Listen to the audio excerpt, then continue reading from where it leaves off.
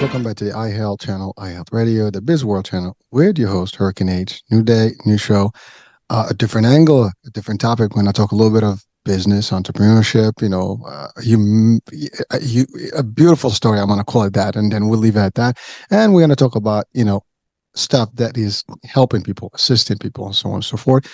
And my guest is the CEO of Matia Mobility, and he's going to talk to us about his company, his work, and the services that they provide, the products that they provide. But before we get into all the details, first things I want to introduce my guest, Steven Boal. Steven, welcome to the show. Thank you so much for having me. You're really excited to talk to you today. Well, my pleasure, and thank you for coming on and sharing about your company. And I know you and I, we had a brief discussion. You said there is a nice, beautiful story about this company startup.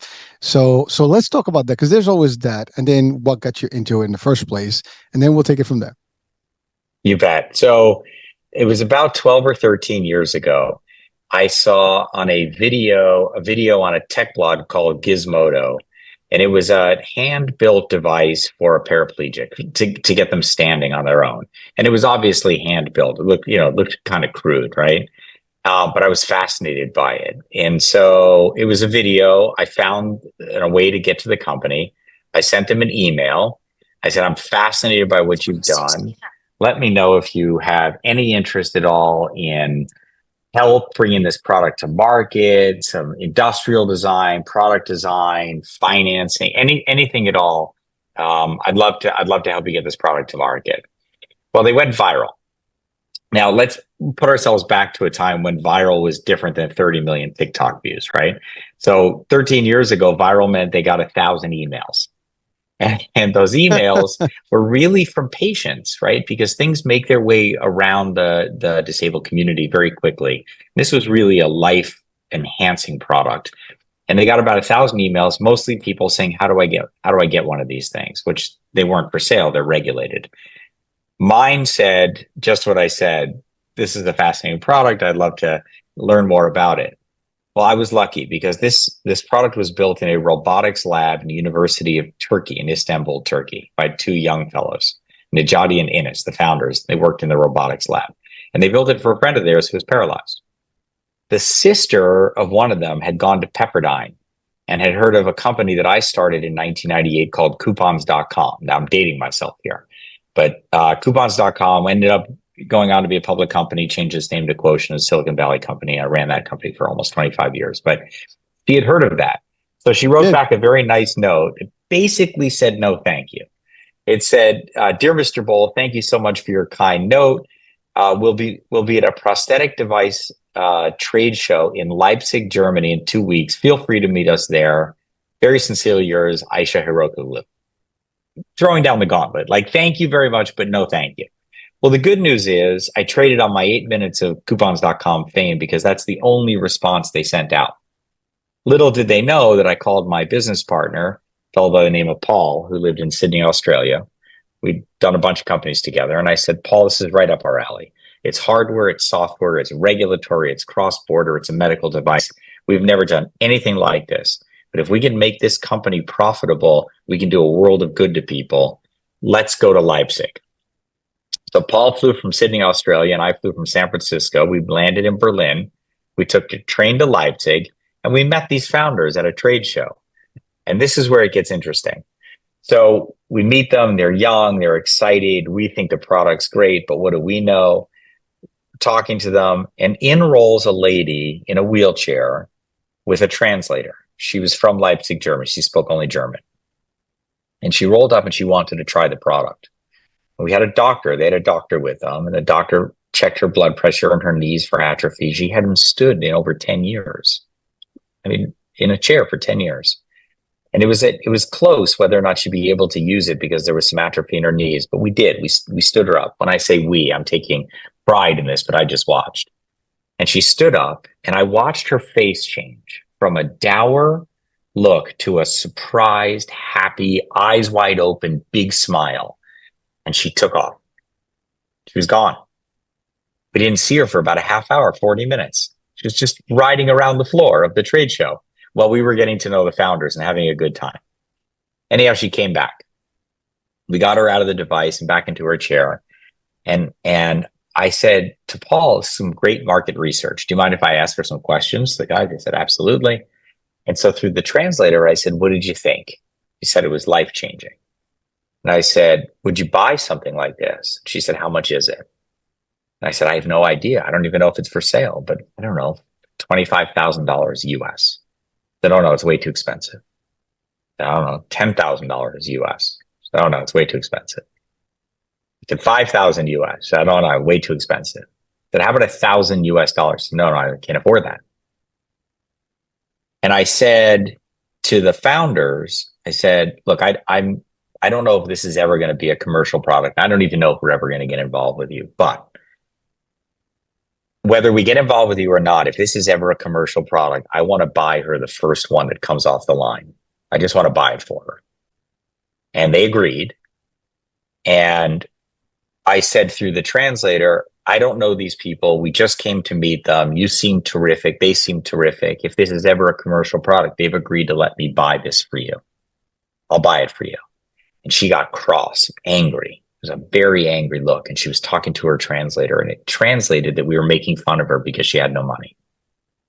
And it turns out she had spent her money just on a ticket to this show to see this one thing she saw online. She only came to try it. She spent all the money she had to buy a ticket. We explained it to her. She understood it. She started to cry. And we shook hands, and everybody said goodbye, and they left. Paul and I spent better part of about 5 or 6 hours with the founders. And then we left. And what they told us was that she came back 5 or 6 times to see if we were telling the truth, if we were making fun of her. If you fast forward all the way to the first product that ever came off the line, serial number 1, I bought it for her and we delivered it to her. She's passed away since then. Oftentimes people with these conditions do. And this is quite a while ago, but she got 3 years of use out of that product. And that's the beginning, really, of the story of Matia Mobility. There's quite a bit there, man. I'm listening to you, and it kind of gives you goosebumps to hear that, because you've made somebody's life easier and happier at the same time. I mean, I know the circumstances did not really kind of, I mean, I get it. I mean, someone in her position who, as you said, had all the money put in just to go in there, and here comes someone that gives her a promise, maybe empty, maybe not, especially that the product is still new. There's all those, I guess, unknowns about it, right? But yet you delivered. And I love that initiative that you took. I mean, there is, I mean, you said coupons.com. I know about them. They, as you said, they were big, they were hot, right? So you have the marketing, you have the vision, you have all that stuff as a true entrepreneur and CEO and leader. And that is actually something that is, I mean, commended and really beautiful to just hear. I don't know if she had family or not. I mean, I don't know if you had any PR stuff, done, but I'm sure. So you kept it low profile. You took care of business. Yeah. You delivered the promise. So thank you for that. Because again, today we see a lot of people doing stuff just for the views and the viral, TikToks and things like that. Maybe it's from the heart, maybe it's not. I don't want to judge, but sometimes, it loses that value. You kept that value to that particular person. And she did, get her, device and unit, and it worked. Now that is really hard feeling, touchy, kind of story, and it's a beautiful one. Now you went there, and they refused you the first time. Were they actually surprised to have you there? I mean, because there's that dilemma there, because as you said, but by the way, I want to just add one thing to that. That's true leadership and opportunity innovation right there, all together in one. Because as a business person, as someone who sees some potential in something, you didn't sleep on it, because you could have said, like, this is a dead end, let's just think of something else. You wanted it, you took you took the necessary steps, called your partner, and you know what the hell, let's make it happen and do. That's really taking action. That's a big deal for anyone that's watching right now. And I guess we'll take that from you, because you have expertise in this, level. It's a lot of people like, oh, I can't do things. I'm not sure. I have something. The biggest mistake I think that people make is not taking action, not taking the first step, not taking the risk. You did all that, and that was fruitful. you made it. You made it work. And there is a lot of stuff that happened, and we're going to talk more about it. But that's just one little thing that sometimes is missed. And a lot of folks, I'm not sure my business, I can't figure it out and stuff. There's opportunities around us all the time, but you see it, you value it, you know there's a risk, but you take it, you leap forward, you make it work. Again, you could have come back literally with no opportunity. And even when you were there, you were not sure, but things did materialize. Had you not gone, nothing would have happened. See, that's a big one. Yeah. So let's talk about that. Yeah. I mean, it all sounds great, but let's not forget that was 13 years ago. It did, it doesn't all fall together in minutes, right? So there are nothing does. But it turned out that it takes 10 years to build a durable medical equipment company from the ground up. Everybody seemed to know that, but my partner and I, we had no idea it would take that long. And so, between the FDA and CE and industrial design, supply chain, and moving the manufacturing facility of record to the US and getting TAA certified and all the things that you have to do to build a product, all of a sudden you snap your fingers and 10 years go by. And so it really was, it was fits and starts for 10 years. And then we got to a point where we were shipping product and we get to break even. That was December of 19. And we all know what happened in March of 20. So, oh, I know exactly. A lot of people had that same thing. So a lot of companies went out of business during that period of time. We tightened that down. We didn't sell anything during the COVID years.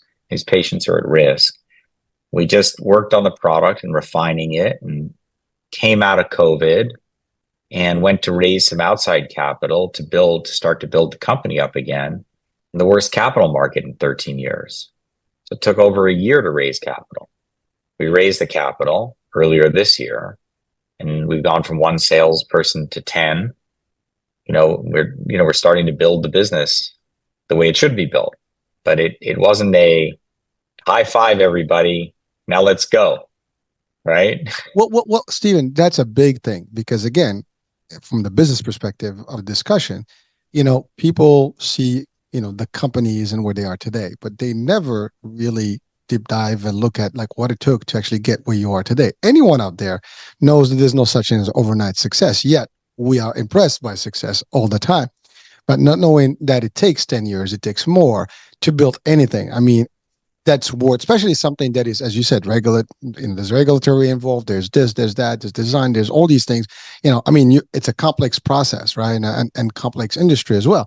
So it is difficult. Plus it's health. There's all these things, and they have to get through regulators, and it's a painful process. Trust me. I mean, I'm in the insurance space, so we have, DME stuff. So, and we work with the government, the DOH, the CMS, CMS, not everybody knows, but Centers for Medicare and Medicare Services. So all these things, it's very difficult, right, to get through these things.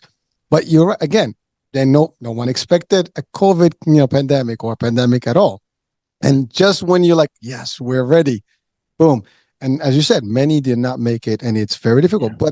But for what you've done, I think, at least as a message to the audiences, and at least in the business world, and anyone that is aspiring to start or has an aspiration, idea, a dream of making it, building a company, well, this is the real thing, folks. You got to go through it. You got to keep, the motivation. I know it's hard.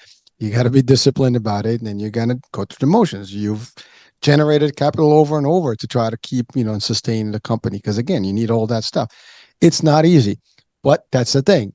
There's a price to pay, and there is, an actual result that you're going to know, a reward that you're going to get eventually. And once you get to that point, everything is, peachy and it's cruise, control. But until then, it's difficult. So again, a message for people out there: you have an idea, you see something, you pursue it, there's risk, and you got to go through it. You got to be committed.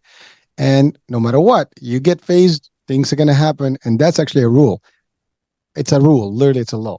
Everything that can go wrong will go wrong.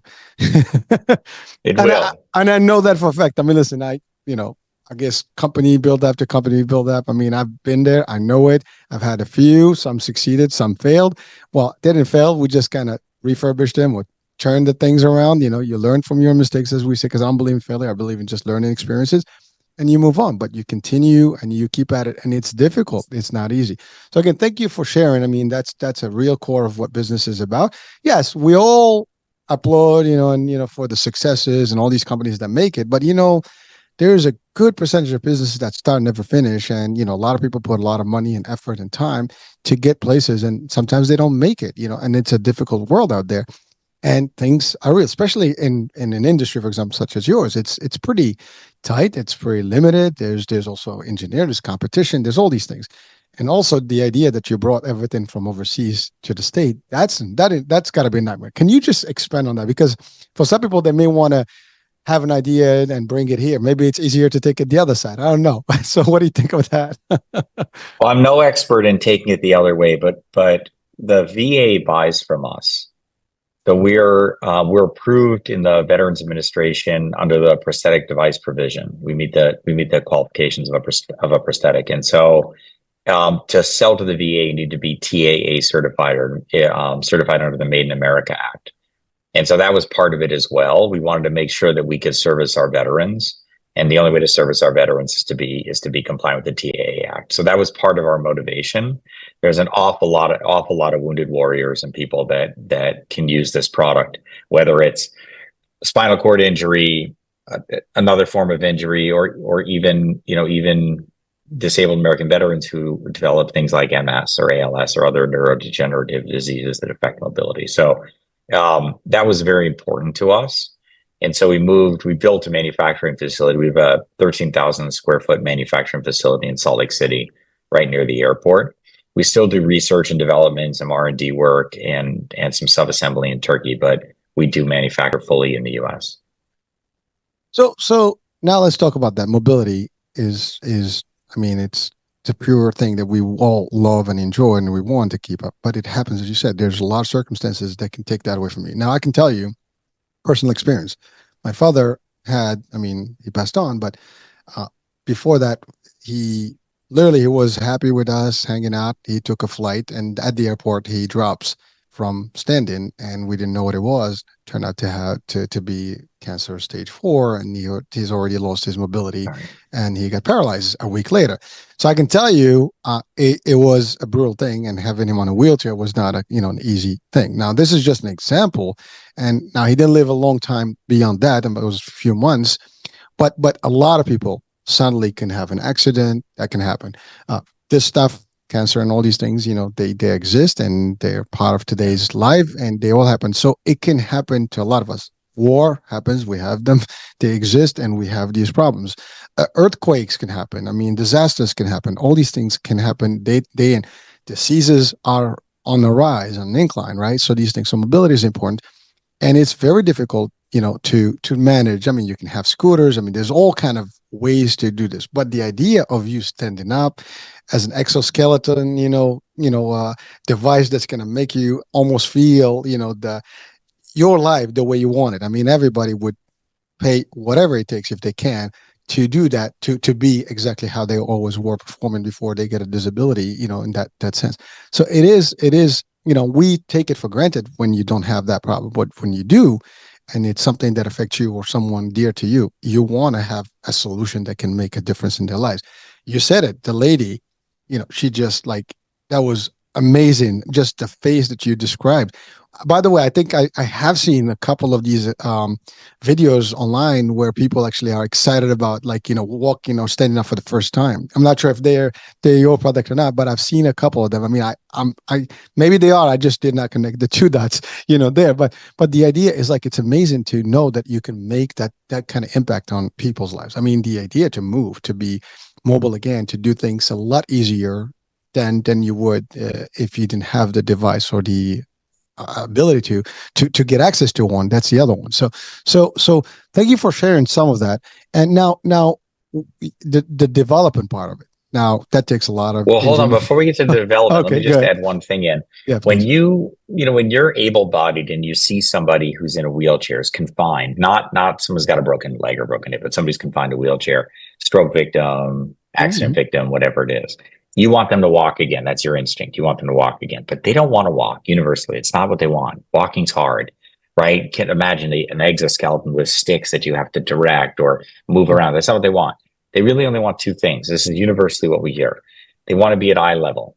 I hear, I don't want to be spoken down to like a child, or I'm tired of looking in people's nostrils. This is what I hear over and over and over again. And the other thing we hear is we want to hug our loved ones standing. We don't want a lean down hug. I want a standing up full body hug. Those two things combined with the ability of carry on your sort of activities of daily life, right? Of everyday life, ADLs, yeah. whether that's, cooking in the kitchen.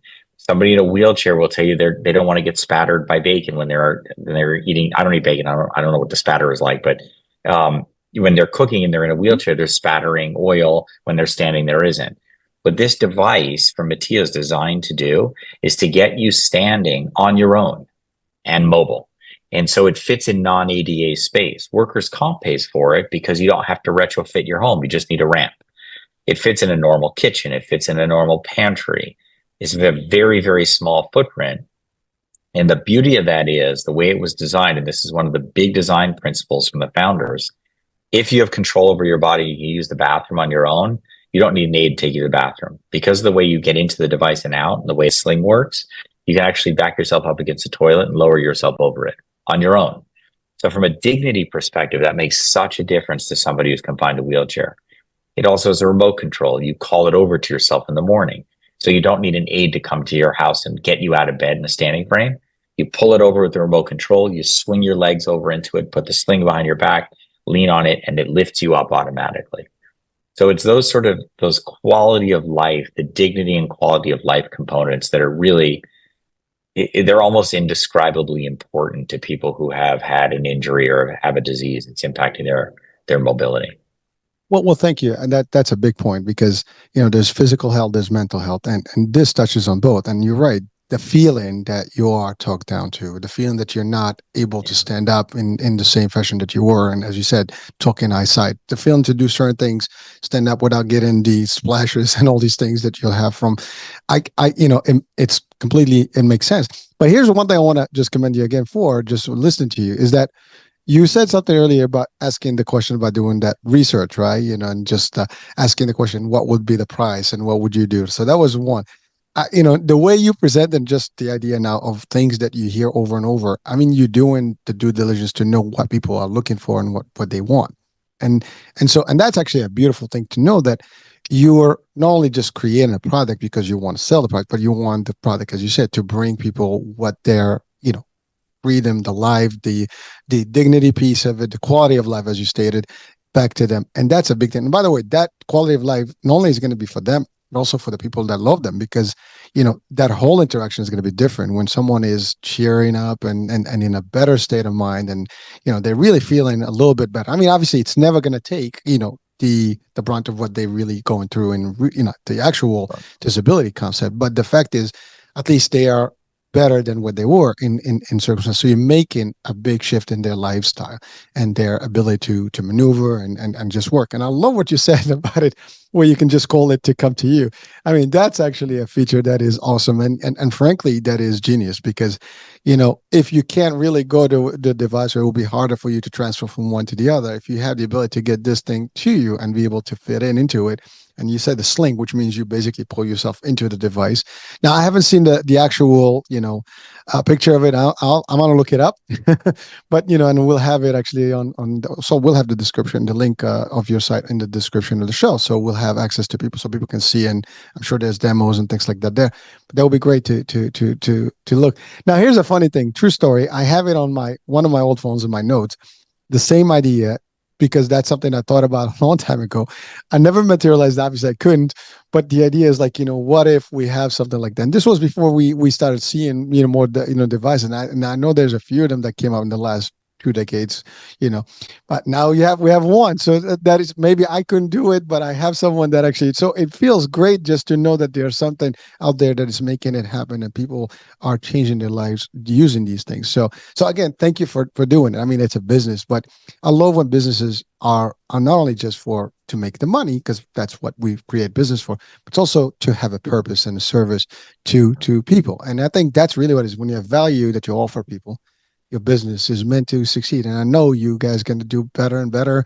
And now I have a question. Now you mentioned the VA, and I love that because that's a Mhm. big, I guess, there's a need there, a huge need. Yeah. And frankly, having that kind of, I guess, relationship with the VA is great because you're going to have the ability to do these services and assist in that idea, because there is a lot of not only physical but also mental stuff that happens with our VAs, and this can change also the way they feel about themselves. And I mean, these are the people that actually go to war, to defend freedom. And when something like this happens, it can take away a lot of their person.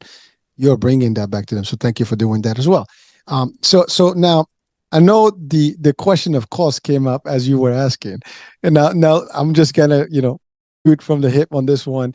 Well, were you able to manage the cost to a degree where it's that achievable, or is still evading that part? No, I think it will do better and better over time and as we scale up manufacturing. But today we sell the product for $23,999. It's vastly less expensive than any of the exoskeletons that are on the market that approach $90 to $110,000. Vastly less expensive than the very complicated DME chairs that can make you rise and lower and things like that. So it's the lowest price product in the market of its capability. I'd love to get the price down, and that's for the base unit. Then there's a folding transfer seat, and that's it. It's pretty simple. Going back to the remote control, this is one of the primary design principles of the founders, the folks in the robotics lab that built it. They've always had the remote control, and here's the reason why. Aside from pulling it over to you at the end of the day, it's about mental health. When you sit down with your family, let's say you're going to watch a show, everyone's going to sit on the couch together. When you take your wheelchair, you do a transfer. If you do, you put yourself on the couch, you take your right arm or your left arm, depending on your capability and where you are on the couch, and you push that wheelchair as far out of the way as possible. But it's always in your field of vision. You're always reminded that you're in a wheelchair. The idea was you sit down on that couch, you lower yourself, you take that sling off, and with the remote control, you send it out of your field of view, put it behind you. And for that moment, you are free, completely free. There's nothing in your vision that's reminding you that you're not like everybody else sitting on that couch in your family. And it's been so important to people to be able to push it out of their field of view. So that's number one. Number two, we talked about the VA and cost. I will say it's a long journey and we're in the middle of it, but we are getting insurance coverage now. So we just had an insurance company cover 100%. We've had some Blue Cross Blue Shields covering it at a pretty high rate. United Healthcare just covered. So it's just starting to trickle in now as we do more and more work with the insurance companies, explaining that standing, not walking, but standing is much better for longevity of life. It's better health, protecting and preserving bone density, organ health, circulation, less pressure sores, things of that nature. And that ends up over time costing an insurance company less than it would if somebody was sitting in a chair all day or in their bed. Well, you beat me to that one because again, that's my kind of world. And you're right. I mean, it's always about like the value and stuff. And I was during my 30 years in the industry, I've always been a promoter of such services and tools that can reduce the health risk or as you said, these other issues that someone can have. Because if, for example, one of the simplest things, like we design benefits, for example, with gym benefits, right? So you can go to a gym membership. Why? Because if you are active in the gym, everything else is going to be better. Your diabetes, your blood pressure, and all the stuff is going to be a little bit better than if you weren't. So same concept here. If you have a device that can do this, the investment in that device will cost you much less in the long run with a member than it wouldn't on the other way if they just had a regular wheelchair. As you said, they're going to be sitting, they need someone to assist them, they need a lot of shots to keep the blood and the flow, all these things. So all that stuff can actually add up very quickly. And so the cost, this is a fixed cost for many years to come. And you said it's healthier for these people. So you did, obviously you did the homework, you did it right. And finally, and by the way, you got some of the big names there. So I think when the big names take over something, everybody else wants to catch up. And so hopefully that you'll get a little bit of more spread with that. And I think there's an opportunity even beyond, I think, the States. I don't know. I mean, if you guys are open to that, because I'm sure this is not here. I mean, it's worldwide. Obviously, you got it, from overseas, and there is definitely the need there. Now, is this? Did you actually connect with those people that once you took over? I mean, what was that transaction like? Oh yeah, so we're all in it. We're all in it together. The passion that the founders, Najati and Ines, had the day we met them is the same passion they have today. It is really about helping people. It's about building a big, healthy business that generates enough profits so that we can keep building and we can keep lowering the cost of the product and get more of them out there. And that's been their mission since day one. And they're as energized today as they were the day I met them. So there's been no change at all. I think from that perspective, we're like partners. It's like family running this business, and that's how we operate. So it's great. Now, have you kind of transformed let's say, I mean, obviously there's the first version, your series number one, Of course. and where you are today. I mean, how's that tech? I mean, now we have apps, we have a lot of things. I mean, are you integrating a lot of that technology just for people that may be interested? We are. So in a couple of years, 2 or 3 years, we'll have a next version out. This is called the Tek RMD M1 now, internally called the M1. The M2 is under final design. I'll say no more. It'll be slighter, less equipment, and we'll have phone app integration. So there'll be, ways to keep track of how much time you're spending standing. There are other people in the community you want to connect with. There'll be things that you can order. If your batteries are getting low, it'll warn you. There's sort of a bunch of those things that are coming. I just want to touch on one other thing. Look, when you build a company like this and a product like this, you really want as many people to be able to afford it as possible. But they're costly to build and costly to build a company around for all the reasons that we know. And so for a while, we had a partnership with Care Credit and a firm so people could finance them, but the finance terms weren't great. The payments were over $700-800 a month, and that's pretty unaffordable for most people who want to do it on a finance. We just announced a partnership with Mobility Trust. It's a great organization. They're mission driven, and they only do financing for end user purchases of mobility related things, whether it's retrofitting your van for a wheelchair or now the Tek RMD from us. And so for the first time, if somebody can't afford to write a check up front for the entire thing and their insurance won't cover it, they can now have it financed over a 5-year period with Mobility Trust through us. And it keeps the payments under $500 a month. And that seems to be the affordable line. And we're seeing some really great traction there. And it warms my heart. We're not in the lending business. That's not us. It's a separate company entirely. But it's given access to people who, let's say they had a car payment and they had an accident. They no longer need their car. It's the payment similar to like a car payment. And now they have full mobility. So we're finding ways to make this more affordable as we go forward. Accessibility is a key, and you are also making that happen. I mean, I love the next features that you just mentioned, and also the fact that it's more affordable. Now, a quick question: you in discussions with maybe Medicare for Medicare recipients? I mean, is that something in the horizon? Because I mean, that's the next one. I mean, there's quite a bit of mobility, and the Medicare, I guess, regulation and just benefits in general. So maybe there's an opportunity there. So when you said United, I'm assuming that was the commercial side, but maybe now we're talking on the Medicare. That's my world. So I'm just asking if there's an opportunity that maybe, there's discussions that can happen, because if it is approved, then health plans that do managed care can actually also, be part of that. And maybe that's something that can be added to the plans. Yeah, we're looking forward to being HCPCS coded sometime over the course of the next quarter or two. Oh, that's awesome. So that's great. So maybe there will be a discussion further beyond the show today about some of that, and maybe using the services.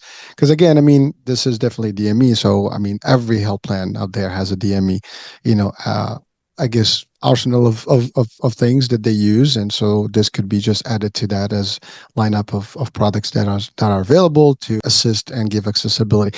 Now you mentioned something. You have an outdoor kit, which means basically they can actually literally go out with it, and about, malls and stuff. So actually, I mean, just thinking about it can be amazing. Just the idea of having something that is available to people to actually, as you said, be a lot more living the life the way they want it without pity. And then, as people looking to you in a different way. You want to keep that, personal dignity, as you said, high. And then one more thing, the ramps. You said this doesn't require anything, so just a quick ramp. Now, is that something that they have to design themselves and fit, or you have the ability to actually provide also ramps for this? Just curious.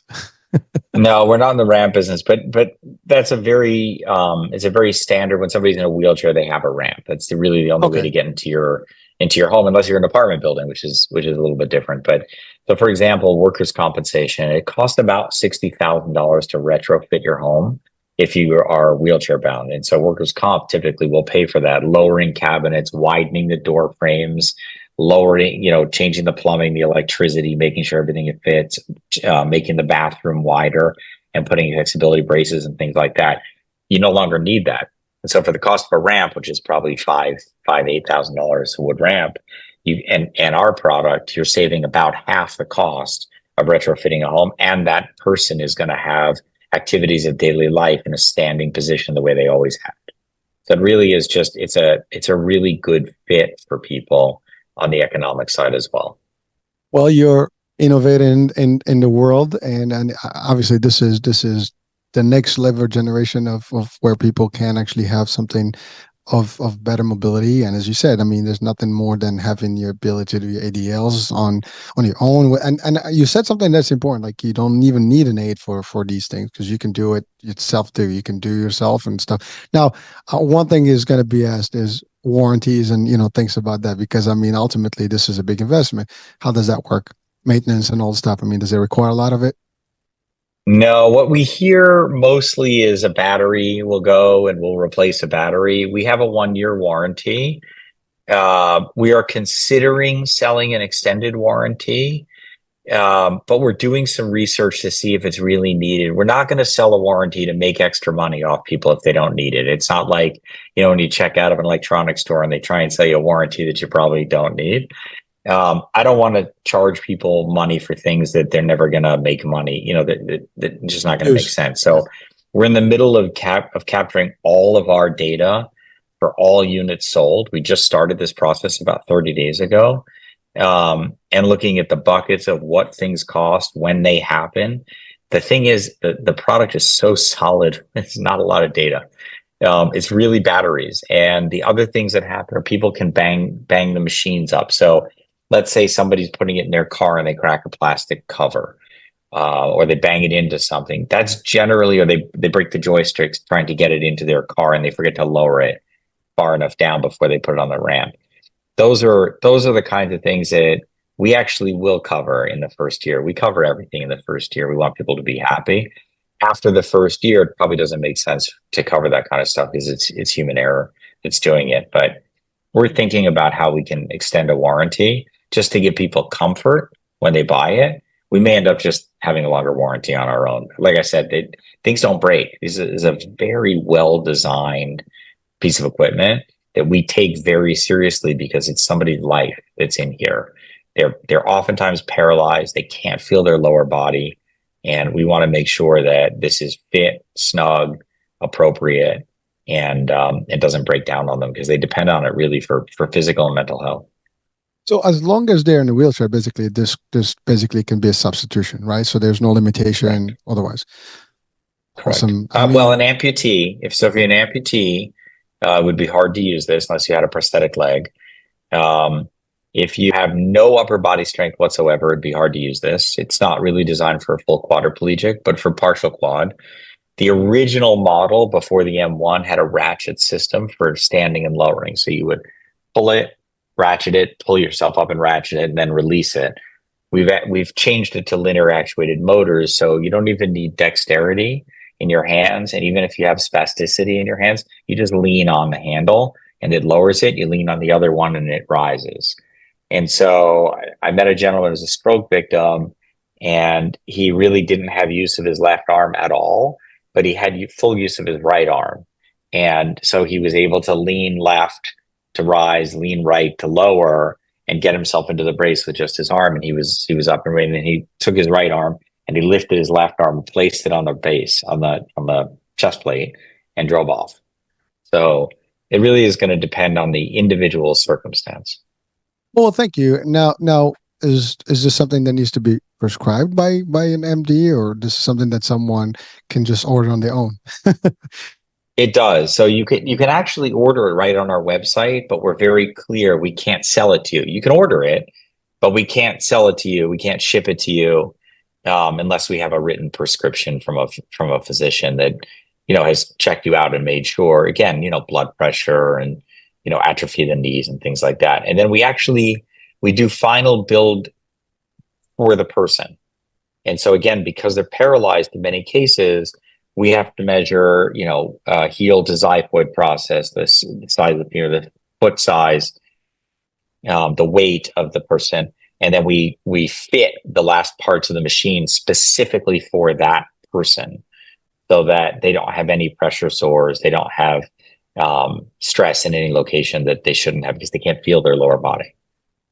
Well, thank you. I mean, this stuff is awesome. I mean, it's custom made, literally. I mean, you kind of have to do all this stuff to make sure that they have the right, because it's not like one size fits all. I mean, as you said, am I getting that right? Right? You design it basically once you have the prescription, and then you do the pre-testing, or I guess the measurements, and then you basically can have a design that is designed for one person. So it would not fit two people equally unless they have the exact same measures. So that's basically yours is yours, right? So I love that. So, well, thank you. I mean, and again, with insurance, you're probably going to have some authorization process that goes into place. So therefore that whole thing will actually go through the insurance approvals. So you don't even have to deal with that. So that's a good thing. All right. Well, that's true. We need a statement of medical necessity. Oftentimes you need to keep doing that. Working with insurance companies, they're all different. They're all a little bit different, but they all, at the end of the day, they want their patients to be healthy. I mean, that's really, again, the healthier, the financial piece. It sounds as bad as it sounds, but really at the end of the day, we get, right? We want to be healthy, and we want everybody to be healthy. And that's really, and I'm not talking about an insurer, I'm talking about as a human. That's the idea. We want everybody, like, you want to be healthy yourself, you want others to be healthy. So thank you for doing that. Now there's one thing you mentioned to me about the name before we started. So I think that's a sweet thing. You want to share that with our audiences today? Yeah, I can. It's taken me months to be able to talk about this. My partner in this business and others, fellow by the name of Paul Keene, passed away in December. He had cancer in September and passed away in December. We named the company Matia after his granddaughter because it was 13 years ago when we met the founders, and 13 years ago when his granddaughter was born. And so that the name of the company is Matia Mobility, and it's named after his granddaughter. And so his legacy lives on. His son is on our board of directors. His legacy lives on. Well, again, one added, chip on the shoulder there, and a star that you're getting, because I mean, this is not just a business driven only. It's driven with a mission and really with a human factor involved in there. There's nothing better than that. And I hope that a lot of companies out there do that and think about the whole picture and not just the profit side. And if we all did that, we'll have a more sustainable world and happier world, I think, as a whole. So thank you for doing that and taking the lead on this. So I know we're short on time because you got to go. You got something important. I'm not going to share it here, but you definitely got to go. But certainly, like, any last words of wisdom that you want to share with our audiences, and that's about it. And then we can close the show today. I like learning words of wisdom. I don't feel like I'm the guy to share the words of wisdom. So I believe in luck, and I believe in hard work. And the more you work, the bigger the surface that you have for luck to strike. And I feel like we've been very lucky that we've been able to make this business work in a period of time when it was very uncertain, pre-COVID, during COVID, during capital market tightening. We want to be there for the people who need it. And I feel like we're getting there.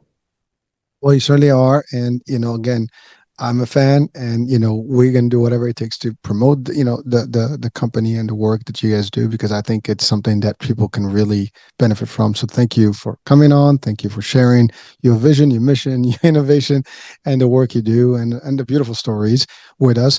And yeah, folks, so there you have it. We're at the end of the show. I'm gonna have the link to the website so you can check the information, check out the whole system and how it works. And then, of course, if you know someone that can benefit from this, please do so. Get your doctor's paperwork. Make sure you get started with that order, and that's about it. That being said, American Age. We'll be talking soon. New day, new show, new topic. Bye for now.